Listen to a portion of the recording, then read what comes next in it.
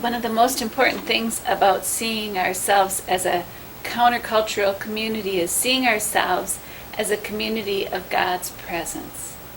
And what that means is that God's presence makes a difference in how we are in the world. And that happens in a couple ways.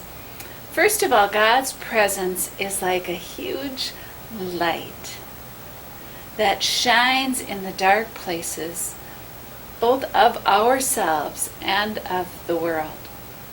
We know that there's evil in the world. We can see what addictions do. We can see what abuse does. We can see what poverty does. We know that greed makes a difference in how people act in the world. We know that there is evil. God's presence shines a light on those places and helps us to realize that evil is something worth fighting. One of the lives that has exemplified this fight against evil was that of William Wilberforce, who in the 1700s and the early 1800s led and was part of a fight against slavery, the abolition of slavery. In his early 20s, he had an experience of God's presence, and that experience compelled him, forced him into making a difference in the society around him. And one of the first things that he started to fight against, one of the first evils that he started to fight against, was the institution of slavery.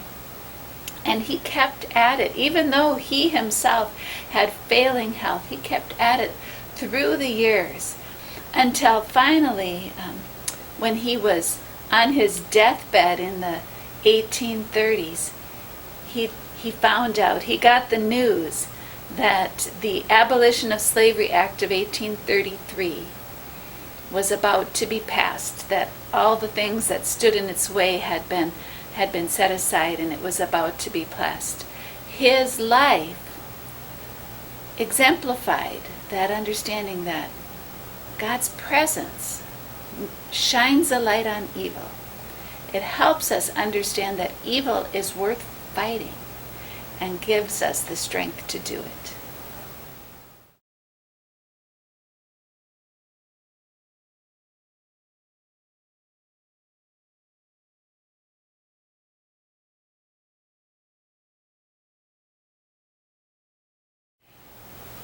Besides shining a light on evil, God's presence helps us to live in the light that God is shining, to live in God's presence, to live a life of hope, a life of forgiveness, a life of love.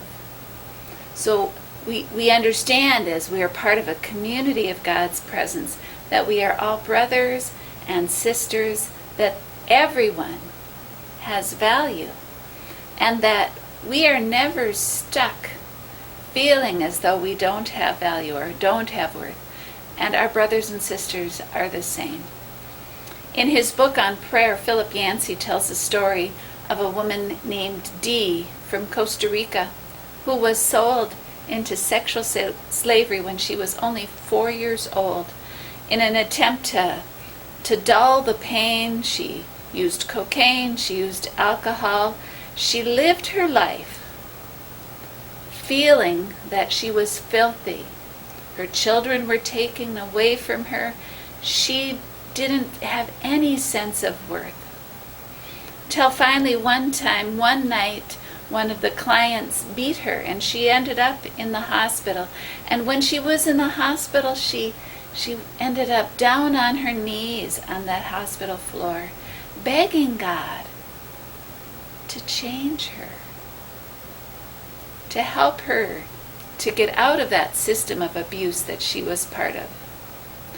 Through a miraculous turn of events, she found out about the Rahab Foundation, a society that helps prostitutes to get away from that lifestyle. And being part of that community of other women who were trying to make that big change in their life, she found the strength with God's help. She found out that she was a person of value.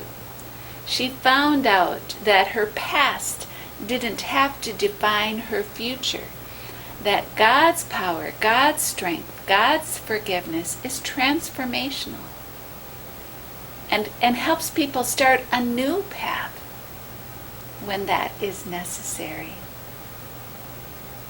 That's what being a community of God's presence means, that there are no throwaway people, that all of us have value in God's eyes, and that we're never stuck in the past, but there's always hope for the future and chances to experience the love of God and the love of community.